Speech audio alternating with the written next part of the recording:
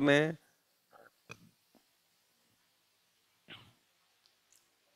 तो जितना जितना समझ के क्षेत्र में आप क्या करते हैं, अपनी ऊर्जा का अंतर्नियोजन ही करते हैं।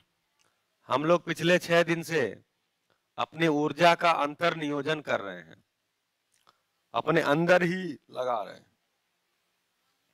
उससे आपको उपलब्धि हो रही है। अगर ध्यान जा रहा होगा तो, अगर नहीं ध्यान जा रहा है तो आप अपनी मौज में है ही है, आगे भी अपने मौज में बने ही रहेंगे। तो आपकी मौज को खत्म करने का कार्यक्रम ही नहीं है, आप अपने मौज में बने रहें। तो मानव को जो चीज, जो वस्तु, जो ज्ञान अपने लिए उपयोगी लगता है उसके साथ वो बना ही रहता है, यही उसकी मौज है। हाँ, लेकिन अगर अस्तित्व में कुछ सच्चाइयां हैं और वो तार्किक लगती हैं, हमें लगता है कि तर्क के द्वारा देखें। तर्क का मतलब जानते हैं? तर्क क्या होता है? लॉजिक क्या होती है? तर्क का मतलब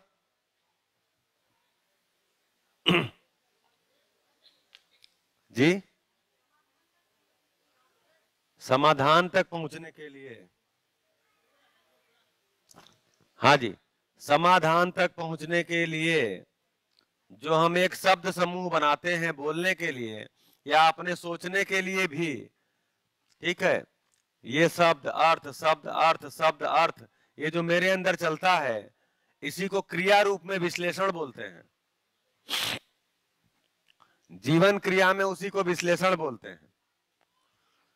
तो मेरे में विश्लेषण चलता रहता है, विश्लेषण चलता रहता है, तुलन पूर्वक विश्लेषण चलता रहता है, तो मेरे में विचार बनते रहते हैं, विचार बनते रहते हैं। अगर वो बात तार्किक हुई ये तो सब बच्चे आज डरा ही रहे हैं सुबह से। तो अगर वो विचार आपको लगता है तो वैसा जीने की कोशिश करते हैं कि आपको लगता है जीने लायक है, जीने की कोशिश करते हैं। अगर जीने की कोशिश में धक्का लगता है तो आप फिर क्या करते हैं? फिर कोई तुलन विश्लेषण करते हैं, फिर विचार अपना बदलते हैं, फिर धक्का लगता है फिर करते हैं। तो तर्क करते रहते हैं, जी के देखते रहते हैं। यही तर्क जब तृप्त हो जाता है, तो तर्क का तृप्त होना, तो विचार में तर्क तृप्त नहीं होता, विचार करते हैं, साक्षात्कार बोध पूर्वक तर्क तृप्त होता है। तो तर्क तृप्त होता है तो समझ होती है। तर्क कोई समझ नहीं है, ध्यान जा रहा है? तो लॉजिक कोई समझ, तर्क कोई समझ नहीं है अपने आप में, समझने के लिए तर्क है। अभी क्या हो गया अभी क्या हो गया, जो लोग सो कॉल्ड बुद्धिजीवी हैं, सो कॉल्ड इसलिए कह रहे हैं क्योंकि एक्चुअली शब्दजीवी हैं, तो धीरे से स्थापित किया गया, तर्क को ही ज्ञान बता दिया गया। तो तर्क अपने आप में कोई वस्तु नहीं है, ज्ञान नहीं है। तर्क से ज्ञान तक पहुंचते हैं तो तर्क में आपको बहुत क्लियर होगा, तो अर्थ क्लियर हो जाएगा, बस अर्थ की स्पष्टता हो जाएगी। वस्तु पकड़ में नहीं आती, वो वास्तविकता पकड़ में नहीं आती, वास्तविकता पकड़ में आती है साक्षात्कार बोध पूर्वक। इसी को समझ बोला, बोध को ही समझ बोला। तो क्या समझ में आया? सत्य क्या है? अब देखिए, न्याय, धर्म, सत्य तीनों खुल चुका है। जो तुलन दृष्टि था, न्याय, धर्म, सत्य, तो जब ये तुलन दृष्टि रखा गया था तो शायद हमारे लिए बहुत स्पष्ट नहीं था, लेकिन आज तीनों खुल चुका है। न्याय क्या है? न्याय क्या है? तो ये 9 मूल्य हैं जो मेरे अंदर मुझे पहचान में आते हैं। ये 9 मूल्य हैं जो यहां लिखे थे, ये मेरे अंदर मुझे पहचान में आते हैं। तो मुझे जब पहचान में आते हैं तो मैं वैसा अलग अलग संबंधों में अभ्यास करता हूं। मूल्य मुझे तो अभ्यास करके पहचान में आते हैं। अभी समझने के क्रम में क्या है, अलग अलग तो दो अभ्यास निकल के आता है, कर्माभ्यास और व्यवहाराभ्यास।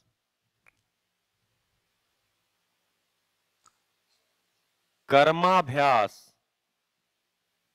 और व्यवहाराभ्यास।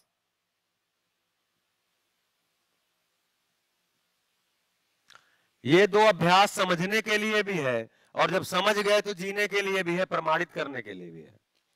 कर्माभ्यास का मतलब जो मानवेतर प्रकृति है, मानव के अलावा जो प्रकृति है, उसके साथ जब हम जीते हैं श्रम पूर्वक, उत्पादन पूर्वक, तो हम कर्माभ्यास करते हैं।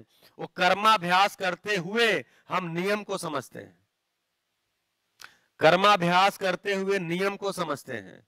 और जब एक बार नियम समझ में आ जाता है तो उसको प्रमाणित करते हैं कर्म करके। मानव के साथ हम व्यवहाराभ्यास करते हुए न्याय को समझते हैं, मूल्य को समझते हैं। मूल्य सारे मेरे में ही है, ये जो 9 के 9 मूल्य है मेरे में है, मैं पहचानता नहीं हूं तो भटकता रहता हूं विश्वास पाने के लिए, सम्मान पाने के लिए, स्नेह पाने के लिए, सुख पाने के लिए भटकता रहता हूं। अब कोई दे देगा, अब इस उम्र में मिल जाएगा, बड़े हो जाएंगे तो मिल जाएगा, युवा हो जाएंगे तो मिल जाएगा, जॉब मिल जाएगा तो मिल जाएगा, कार आ जाएगी तो मिल जाएगा, बड़ा सा मकान हो जाएगा तो मिल जाएगा। क्या चीज है? तो मैं जो मेरे अंदर के मूल्य है मैं उनको पहचानता नहीं हूं, और चूंकि सही की सूचना नहीं है इसलिए अभ्यास भी नहीं बनता। अभ्यास नहीं बनता तो मैं हाथ पांव मारता रहता हूं और उस मूल्य को बाहर ढूंढता रहता हूं। अभी क्या होगा इस सूचना के बाद कि मैं जो संबंध है उस संबंध में जो मूल्य की जो अपेक्षा है, देखिए संबंध में अपेक्षा है ही, बिना अपेक्षा के कोई संबंध नहीं है। उन अपेक्षाओं को पहचानता हूं तो अपने अंदर पहचानता हूं। मैं विश्वास के साथ जीता हूं, विश्वास पूर्वक जीता हूं तो मेरे अंदर ही विश्वास पहचान में आता है। मैं सम्मान पूर्वक जीता हूं तो मेरे अंदर ही सम्मान पहचान में आता है। इस प्रकार से धीरे धीरे धीरे धीरे मेरे में मूल्य पहचान में आ जाते हैं। मूल्य जब पहचान में आ जाते हैं तो मैं अब जी करके उसको प्रमाणित करता हूं, तो न्याय पूर्वक जीने की प्रयास मेरा बनता है, अभ्यास होता है। तब मेरी दृष्टि अब न्याय की हो गई है तो हम न्याय पूर्वक जीते हैं। धर्म क्या है? तो नियम को पहचान गया तो हम धर्म पूर्वक जीते हैं। तो पहले नियम को पहचानने के लिए अभ्यास किया, जब समझ आ गया, अनुभव संपन्न हो गए तो नियम पूर्वक जीने लगते हैं, तो हम धर्म पूर्वक जीने लगते हैं।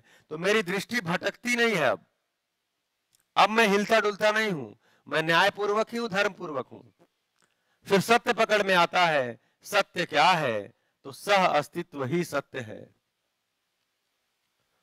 अस्तित्व सह अस्तित्व है और सह अस्तित्व ही सत्य है।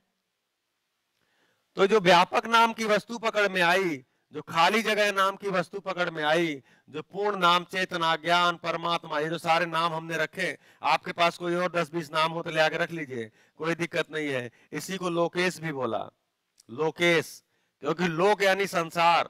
संसार क्या है? लोक क्या है? यही लोक है। पदार्थ, पेड़ पौधे, पशु पक्षी और मानव, ये समाज और प्रकृति, समाज और परिवार के रूप में, इसी को लोक बेल बोला। ये लोक का आधार क्या है? लोक का है किसमें? तो लोक है किसमें? व्यापक में ही है, स्पेस में ही है। इसीलिए व्यापक का एक नाम लोकेश भी है। अब आप जोड़ते जाइए, ठीक है? तो ये क्या चीज है? ये समझ में आया। ये स्वयं में कोई क्रिया नहीं है, लेकिन क्रियाशील इकाइयों के माध्यम से व्यक्त यही होता है। ध्वनि के रूप में, शब्द के रूप में व्यक्त ही होता है, स्वाद के रूप में। क्योंकि स्वाद क्या है? अरूपात्मक है। तो क्या चीज है? अब देखिए, जो मूल्य को हमने पहचाना, विश्वास रूपात्मक है या अरूपात्मक है? सम्मान, स्नेह, तो आप सारे मूल्य गिन डालिए, सब क्या है? अरूपात्मक। इसका मतलब हम व्यवहार करके उसमें क्या चीज को पहचानने की कोशिश कर रहे हैं? तो उन मूल्यों, जो मूल्य हम नाम दिए हैं, एक्चुअली वो व्यापक ही है, व्यापक ही है, व्यापक ही है। अलग अलग संबंधों में व्यापक ही व्यक्त होता है। उसका नाम रख दिए, ये विश्वास है, ये सम्मान है। क्योंकि मैं उसमें ही डूबा भीगा गिरा हूं, तो मुझे उसकी ही प्यास है, इसलिए मैं अलग अलग संबंधों में अलग अलग नाम से उसको बुलाता हूं। ये कैसा है? जैसे यह हॉल है, इसमें बाहर के बिजली के खंभे से बिजली का वायर आया हुआ है। क्या आया है? बिजली का वायर, और उसमें बिजली है, करंट आ रही है। ठीक है, वही करंट एक हीटर से कनेक्ट होती है तो इस कमरे को क्या करती है? गर्म करती है। वही करंट एसी से कनेक्ट होती है तो इस कमरे को क्या करती है? लीजिए, करंट वही है। करंट वही है, एक समय में ठंडा और एक समय में गर्म। ऐसा क्यों है? ऐसा क्यों है? ऐसा व्यक्त क्यों हो रहा है? क्योंकि वो इंस्ट्रूमेंट ही ऐसा है। जैसा इंस्ट्रूमेंट है वैसे इंस्ट्रूमेंट से वो व्यक्त हो रहा है। अगर वो उपकरण गर्म करने वाला है तो वही बिजली गर्म व्यक्त होगी, अगर वो उपकरण ठंडा करने वाला है वही बिजली ठंडा व्यक्त होगी। व्यक्त वही हो रही है। तो जो धर्म की बात हो रही है, धर्म तो पेड़ पौधों में पुष्टि के रूप में व्यापक ही व्यक्त है, जीव जंतुओं में जीव की जीने की आशा के रूप में व्यापक ही व्यक्त है, मानव में सुखपूर्वक जीने की आशा के रूप में व्यापक ही व्यक्त है। तो सारे मूल्य क्या है? व्यापक ही है, क्योंकि मूल्य अरूपात्मक है और अरूपात्मक एक ही सच्चाई अस्तित्व में है, वो है व्यापक।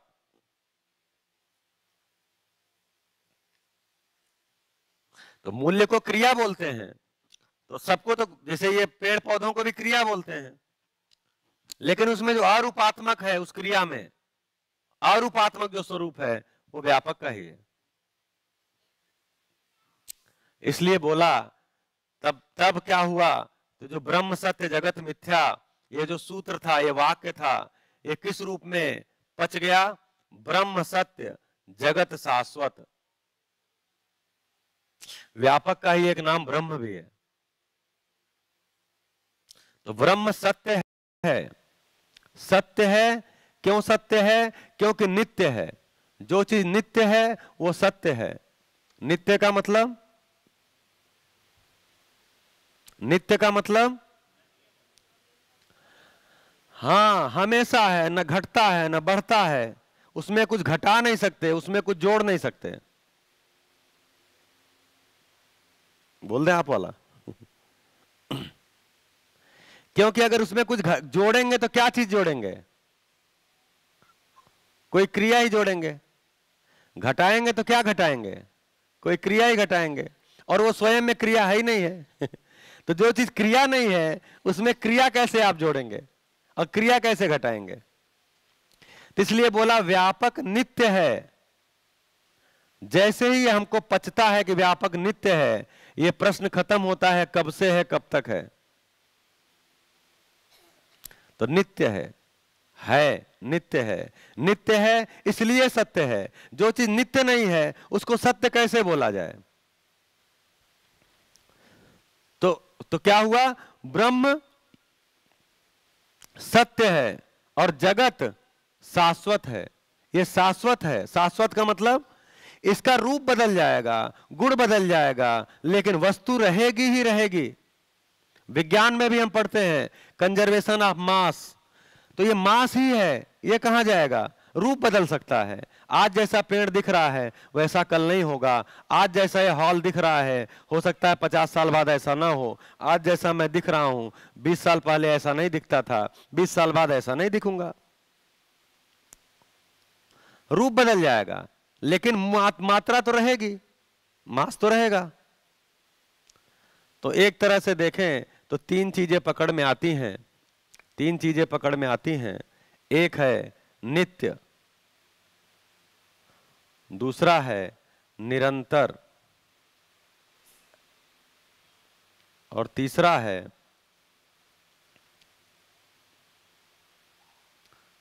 अविनाशी। अविनाशी,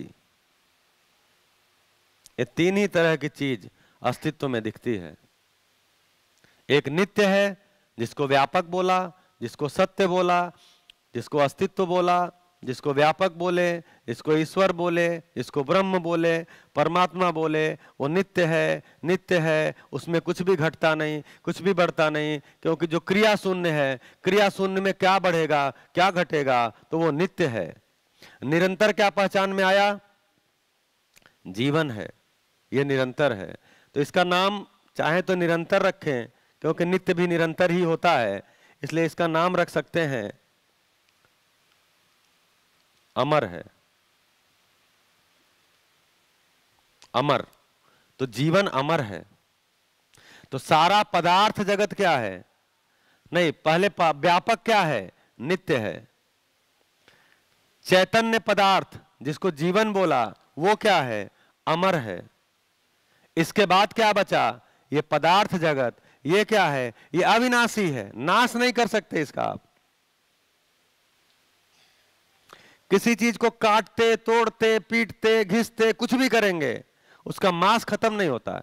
तो मांस खत्म नहीं होता तो अविनाशी है वो। तो ये भी एक्चुअली अविनाशी है पदार्थ जगत। तो अब पैदा होना मरने का कहां तर्क बनता है? ये अस्तित्व बना था और खत्म होने का तर्क ही नहीं बनता, क्योंकि यही तीन सच्चाइयां हैं, इन्हीं में बदल होता है। नित्य में कोई बदल नहीं होता, अमर में केवल गुणात्मक परिवर्तन होता है। ये जो जीवन है, अमर है, इसमें केवल और केवल गुणात्मक परिवर्तन होता है, इसमें मात्रात्मक परिवर्तन नहीं होता।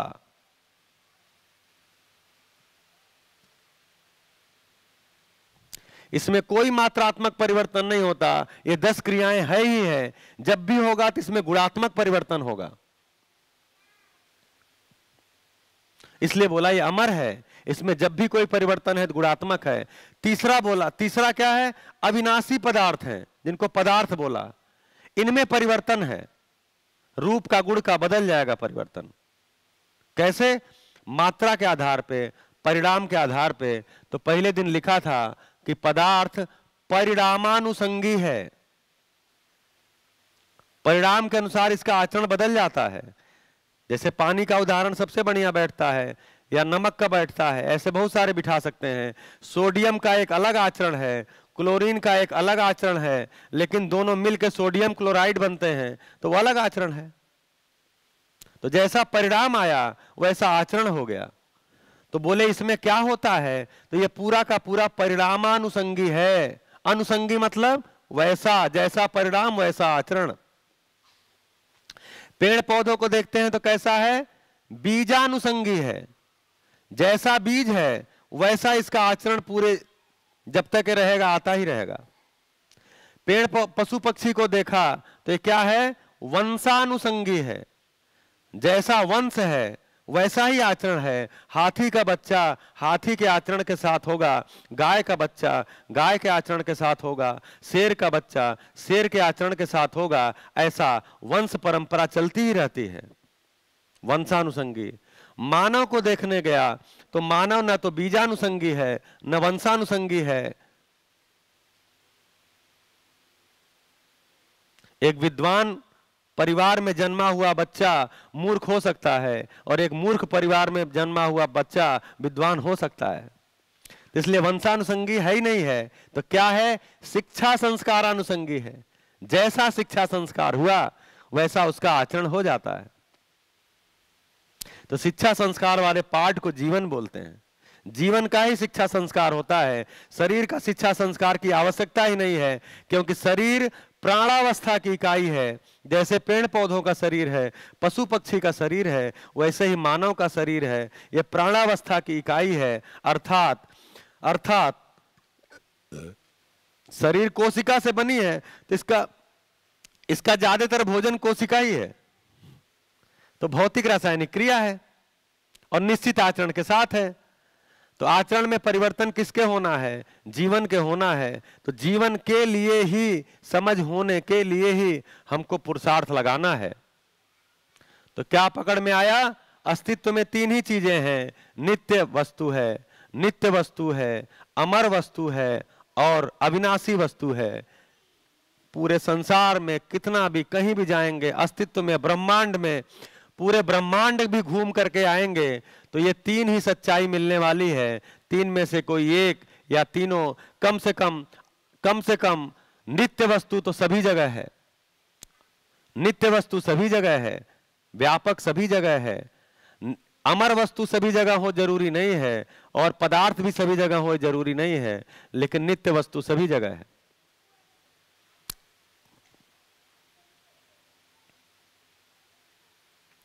तो तीन क्रियाएं हमको अस्तित्व में पकड़ में आई।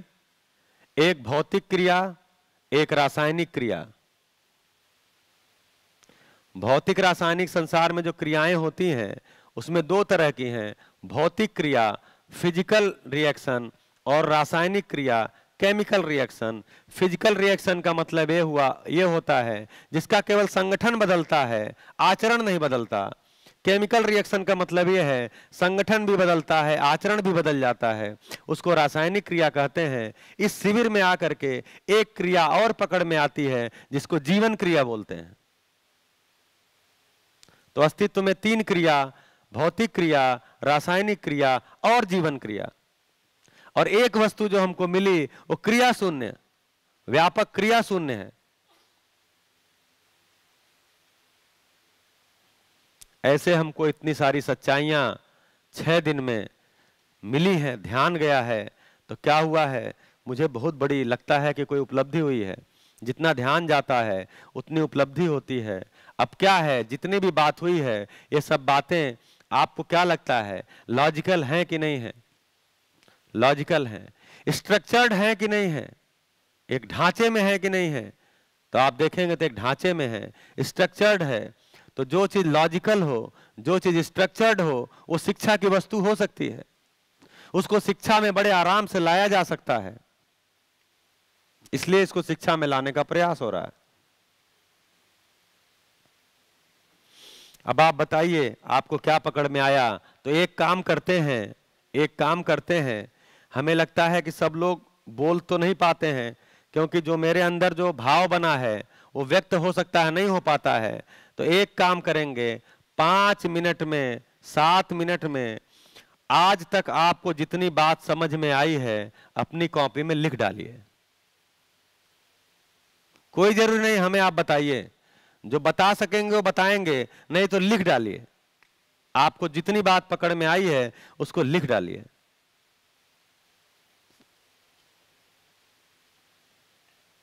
शिवांश जाके देखो, सब लोग लिख। एक बार आपको जितनी सच्चाई पकड़ में आई है उसमें कोई क्या कनेक्शन है उसको लिख डालिए।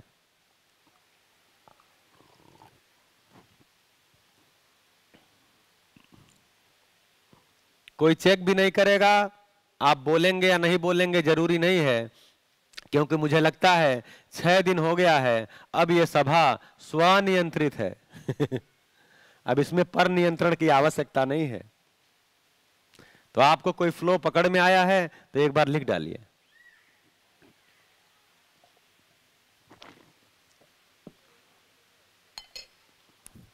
तो आप अपना एग्जाम स्वयं लीजिए। जिस दिन शिक्षा में व्यवस्था हो जाएगी, हर बच्चा अपना प्रश्न पत्र खुद तैयार करे, अपना उत्तर खुद लिखे और अपनी कॉपी भी खुद जांच के अपना नंबर खुद दे ले, वो व्यवस्था सबसे अच्छी शिक्षा व्यवस्था होगी। बच्चे को परीक्षा का डर नहीं होगा और वो ज्यादा समझेगा। चलिए अब मैं चुप होता हूं, आप लिखिए।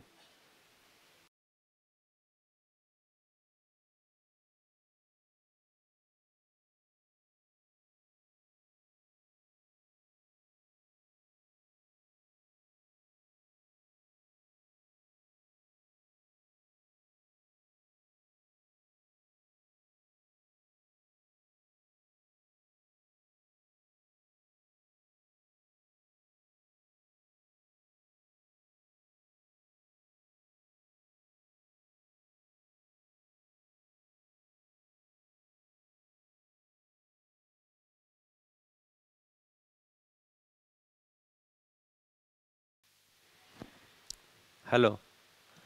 तो जो लिख नहीं सकते, मतलब कॉपी पेन नहीं है, वो कम से कम आंख बंद करके एक बार सोचे ही क्या बात फ्लो में हुई है। क्या क्या बात पकड़ में आई है?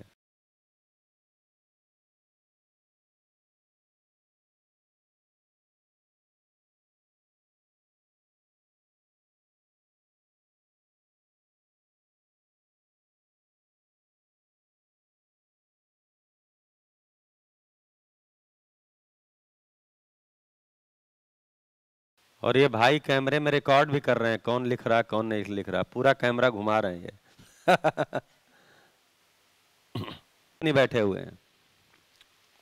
हाँ, ये अच्छी बात है। पति पत्नी में एमानी एक हूँ छू। शरीरनी जरूरियात जुदी, मारी जरूरियात जुदी। संपत्ति साधन में सुख नहीं, मानव मूल्य में सुख। पछी जे बधा 8 कॉन्सेप्ट बताया था ने एमांथी मारा मिसिंग में न्याय धर्म बाकी हतो, ए साथेनो व्यवहार मारो बराबर नहीं। पछी मानव मानव साथेना मूल्योनी अभिव्यक्ति, मानव मानव साथेना मूल्योनी अभिव्यक्ति होय। पछी आपणे पोते समज केळवीए, पोतानामां समज लावीए, पछी अन्यनी बाजू जोवानुं थाय आपणे, बराबर। पहला आपणे आपणी समज प्रमाणे वर्तवुं पड़े, पछी कोई अवमूल्यन नहीं, कोई अधिमूल्यन नहीं, बधा सरखा, बधा बराबर, बराबर। रूप धन बल पद ए बधुं कायमी नहीं, बराबर। ए थोड़ोक समय रहे पछी ए जतुं रहे। पछी पारिवारिक संबंधों पर ध्यान आपवानुं थाय, मान्यताओनी बहार निकळवुं पड़े कि भाई आम ज थाय, आम ज न थाय। पछी एक शब्द बहु स्पर्शी गयो कि अक्षमतानुं प्रदर्शन क्रोध कहेवाय। एटले ज्यारे बी क्रोध आवे त्यारे आपणे एम थाय कि आपणे क्षमता छे आपणामां। पछी समृद्धिनो भाव आपणामां केळवाय, समृद्धिनो भाव पारिवारिक परिवार में केळवाय तो पछी आपणे कई आपणुं काम कार्य पूरुं थाय पछी आपणे बीजानुं कार्य करवा निकळीए, समाज कल्याणना कार्यो करी शकीए अथवा तो बीजा माटे कंईक आपणे आपी शकीए। अने ए टाइमे पछी आपणे लेवानुं नहीं, आपवानुं थाय। अने ज्यां सुधी ए समज ना आवे त्यां सुधी आपणे लेवानुं कार्य करीए। पछी निर्भय थईने जीवीए। पछी आपणी अंदर जे समझ आवे पछी ज आपणी वृत्ति अथवा मन काम करवानुं शरू करे कि भाई शुं करीए, बराबर।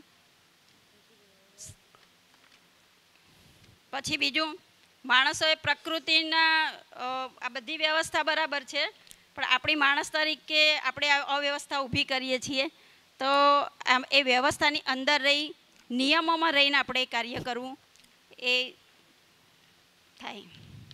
अस्तु। बहुत अच्छा। और हाँ जी, उधर आ जाइए, इधर ही आ जाइए। हाँ इधर भैया जी। तो कोई जरूरी नहीं है हिंदी में, जिसमें आपको कंफर्टेबल हो जी। तो मैंने अभी तो 6 दिन में एक पकड़ में आया है। हेलो। हाँ। तो ऐसा समझ में आया है कि सुविधा के लिए कर्म करना पड़ता है। भैया माइक का आवाज उधर से बढ़ा दीजिए थोड़ा। कोई कौन है उधर? क्योंकि वो हाँ, कम आवाज सुविधा के लिए कर्म करना पड़ता है। हाँ। और सुख के लिए समझना पड़ता है जी, बढ़िया। और दूसरा कि रूप धन बल से ईर्ष्या पैदा होती है, संबंधों नहीं। जरा ये ध्यान पे ज्यादा है। बढ़िया, ठीक है। और सभी मानव निरंतर सुख की खोज में है। विश्वास और सम्मान जैसी चीज अपने अंदर ही है। संबंध शाश्वत है। अपनी आवश्यकता को हमें खुद ही पहचानना चाहिए। स्वीकृति का भाव ही सुख है। विश्वास आधार मूल्य है। प्रेम पूर्ण मूल्य है। क्रोध ये अयोग्य अक्षमता का प्रमाण है। ये मेरी योग्यता है कि दूसरों से प्रभावित ना होकर अपनी आवश्यकता को खुद पहचानूं। संबंध पारदर्शी होनी चाहिए और रोटी कपड़े मकान होने के बावजूद भी जो अपने आप को गरीब समझता है वो मानसिक गरीब है। Thank you.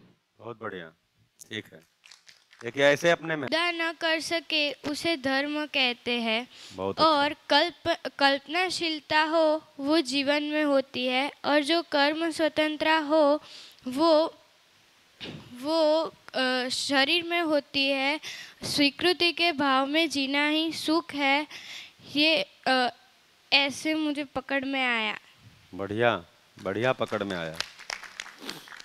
हाँ जी, મારો ફર્સ્ટ દિવસ છે અહીંયા, પહેલા ટાઈમ આવી શિબિર જોઈ છે મેં, पहले ही दिन आके अस्तित्व पे बात हो गई। એટલે મને જે સમજમાં આવી મેં भारी લખ્યું तो नहीं लगा? हाँ, આત્મા અમર છે, દુનિયાની ભૌતિક વસ્તુઓ પાછળ ભાગવાની જરૂર નથી. પોતાનામાં રહેલા તત્વ એટલે જીવ તત્વને ઓળખો. ક્ષણિક સુખ આપતી વસ્તુઓ પાછળ સમય બરબાદ ન કરવો જોઈએ. આખી દુનિયામાં સ્પેસ એટલે ખાલી જગ્યા વ્યાપેલી છે. બ્રહ્માંડમાં, પૃથ્વી પર, શરીરમાં, સૃષ્ટિની દરેક વસ્તુમાં રહેલી છે. તે અનંત છે, અમર છે. ગુસ્સો ઓછો કરવો જોઈએ. સામેની વ્યક્તિ સાથે સારો વ્યવહાર રાખો. જો તમારો વ્યવહાર સારો હશે તો તમને સામેની વ્યક્તિ પણ આપોઆપ તમારી સાથે સારો વ્યવહાર કરશે.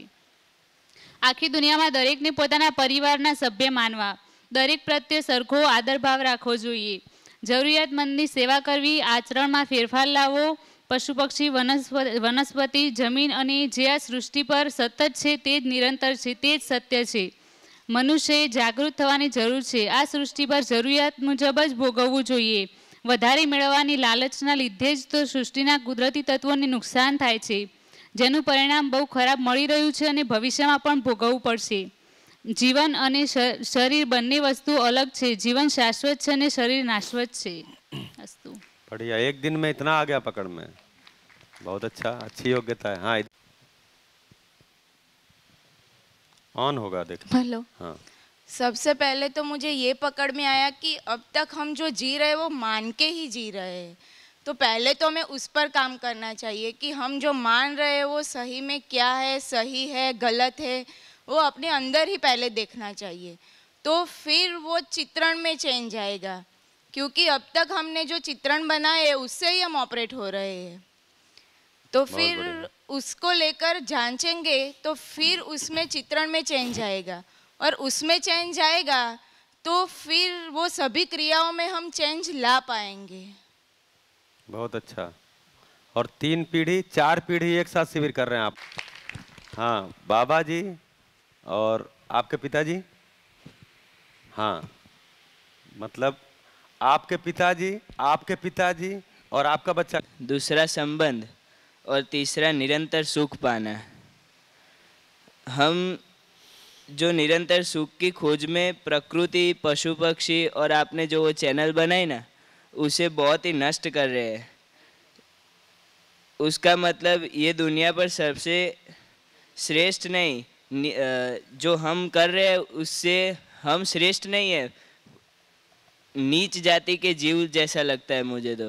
हाँ, ऐसा भी अधिमूल्यन में मत चले जाओ, अवमूल्यन में मत चले जाओ। हाँ, ऐसा अवमूल्यन मैंने नहीं कहा है। कहा नहीं, पर ये कह रहे हैं, मैं नहीं कहा हूँ। मुझे लग रहा है ऐसा। हाँ, ठीक है।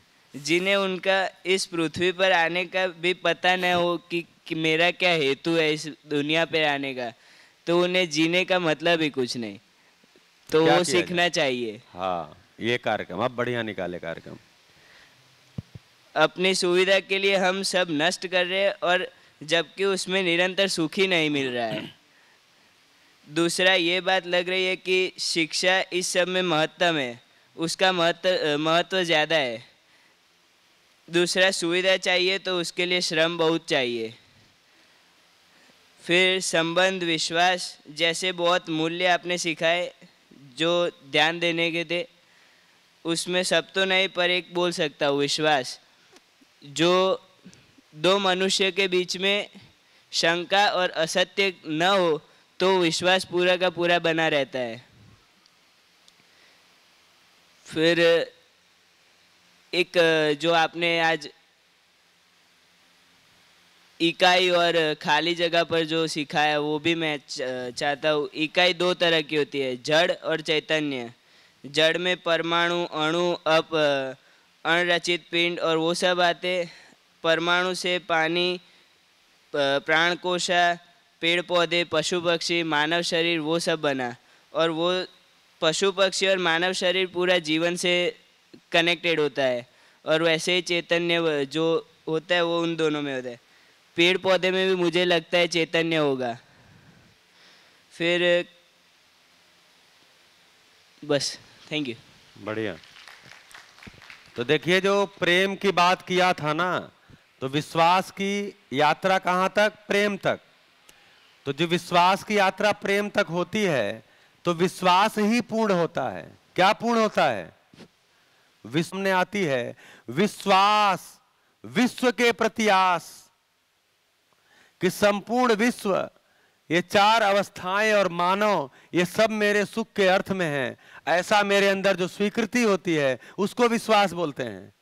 अभी चूंकि हम शुरुआत विश्वास से किए थे, इसलिए उसकी एक परिभाषा दिया, आशय की आश्वस्ति। लेकिन जैसे ही विश्वास पूर्णता को पाता है, तो विश्वास ही पूर्णता को पाता है, तब विश्वास की परिभाषा निकलती है। ये जब बोल रहे थे तो मुझे ध्यान में आया, विश्व के प्रति आस, कि संपूर्ण विश्व मेरे सुख के लिए ही है, मेरे सुख के ही अर्थ में है। हाँ जी। हेलो हेलो, आ रही आवाज? सबसे पहले तो मुझे ये पता चला कि आज तक या शिविर में आके के बाद मुझे ये पता चला कि हम यही मान रहे थे कि मानना ही जीना है। लेकिन सबसे पहले तो आपका फर्स्ट ये मुझे पकड़ में आया कि मानना नहीं जानना है। जो भी आप मानो उसे जानने की कोशिश भी करो कि वो सही है कि नहीं है। और दूसरी वो पकड़ में आए कि हमारे यहाँ ऐसा है कि सुना हुआ सुनाने के काम आता है और समझा हुआ समझाने के काम आता है। लेकिन आज मुझे यहाँ आकर पता चला कि समझा हुआ जीने के काम आता है। बढ़िया। दूसरी बात ये कि शिक्षा क्यों जरूरी है, तो शिक्षा मानव के आचरण के लिए जरूरी है। दूसरा कि हम लोग चाहते तो बहुत कुछ है, लेकिन वो अपने अंदर डालते नहीं है। माइक सीधा ऐसे करिए थोड़ा। हाँ। हम चाहते तो बहुत कुछ है, लेकिन अपने अंदर वो डालते नहीं कि जो संबंध का मूल्य, जो मानव का जो परिभाषित है कि वे हमारा जीवन क्या है। जीवन और शरीर दोनों एक दूसरे से मिलकर चल रहे हैं, वो तो हमें आज यहाँ आकर ही पता चला। बढ़िया। दूसरी बात कि मानव में निश्चितता होनी चाहिए, लेकिन हम रख नहीं रहे। क्योंकि हम सही भाषा में बता रहे तो व्यवहार में हमें किसी बात का अगर कोई नियमित से काम कर रहा है कि नियमित वांचना, लिखना, खाना, तो बहुत अच्छा लगता है। लेकिन निश्चितता हम अच्छी लगती है, लेकिन हम करते नहीं है। वो बात सीखने मिली। दूसरी बात, आज हमें शिविर में आके वो पता चला आज छठे दिन में कि हमारा जीवन आहार, निद्रा और भय प्रजनन के लिए नहीं है, उसका कुछ और भी है उद्देश्य। वो आज हमें जानने मिला। और दूसरी बात ये पता चली कि मानव दुखी क्यों है, क्योंकि वो जानता ही नहीं कि मैं जीवन हूँ जो शरीर को चलाता हूँ। और जीवन को क्षणिक सुख नहीं, निरंतर सुख चाहिए। और निरंतर सुख तो उसकी परिभाषित जो हमने मूल्य देखे उसमें ही है कि भाई उसको अपनाने के लिए क्या करना चाहिए। सुविधा जरूरी है, लेकिन जितनी जरूर है उतनी जरूरी है, उससे ज़्यादा हमें सुविधा के पीछे भागना नहीं है। आज तक हम जिंदा रहते थे लेकिन जी नहीं रहे थे, इसलिए जिंदा रहना और जीने की जो समझ आपने दी वो आज मुझे अच्छी तरह पकड़ में आ गई कि ये जरूरी है भाई। हम जी तो रहे, जिंदा तो है लेकिन जी नहीं रही है। वो आपने बताया ना, एक छत के नीचे रह रहे, जी नहीं रहे, वो बात बहुत पकड़ में आई मुझे। सुख की सही परिभाषा मिली कि सुख क्या है। सुख की डेफिनेशन मुझे मिली कि सुख स्वीकृति का ही सुख है। कई बार क्या होता है कि इंसान कुछ स्वीकृत, यानी गुजराती में कहिए तो स्वीकार करવો एक ज मोटी આપણા માટે એક ઉપલબ્ધિ આફત જેવું છે કે ભાઈ તમારી કોઈ ભૂલનો સ્વીકાર કરો। भूल का स्वीकार करना ही हमारे लिए मुसीबत का काम है, क्योंकि अच्छा बनने के लिए, हमारे अंदर का जीवन को पहचानने के लिए स्वीकृति ही जरूरी है। वो मुझे आज पता चला।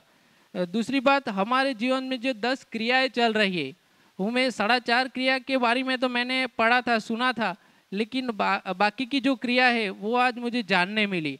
सबसे अच्छी बात कहे तो ये जीवन शिविर में आके मुझे पता चला कि मेरी सारी समस्या, मेरे सारे प्रश्नों का हल मुझे आज मिल गया। क्योंकि मैं बार बार कई बार लोगों को प्रश्न कर रहा था कि भगवान क्या है, हमें इंसान क्यों बनाए, हम किस लिए पैदा हुए हैं, हमारा उद्देश्य क्या है, इंटेंशन क्या है। लेकिन आज जब अस्तित्व का पता चला कि सर्व में व्यापी है, हम अस्तित्व है, लेकिन उसमें से क्षणिक में से ही हम पैदा हुए हैं, और हमारे पैदा होने का उद्देश्य जो पता चला, तो मुझे पता चल गया कि भगवान हम मूर्ति को क्यों पूजा करते, क्योंकि भगवान एक इंसान ही है कि जो अनुभव और साक्षरता से ऊपर गया हुआ है, इसलिए हम उसे मानते हैं, पूजते हैं। इसलिए भगवान भी जरूरी है, क्योंकि हमें वो अभी ज्ञान हुआ नहीं, हमें समझ मिली नहीं सच्ची, उसीलिए। तो मुझे आज भगवान की भी परिभाषा मिल गई। बहुत बहुत श्रवण भाई आपका खूब खूब आभार। बढ़िया, लेकिन पूजा का मतलब भी पता चला होगा। सही बात है। हाँ, ठीक है, बढ़िया। अजी और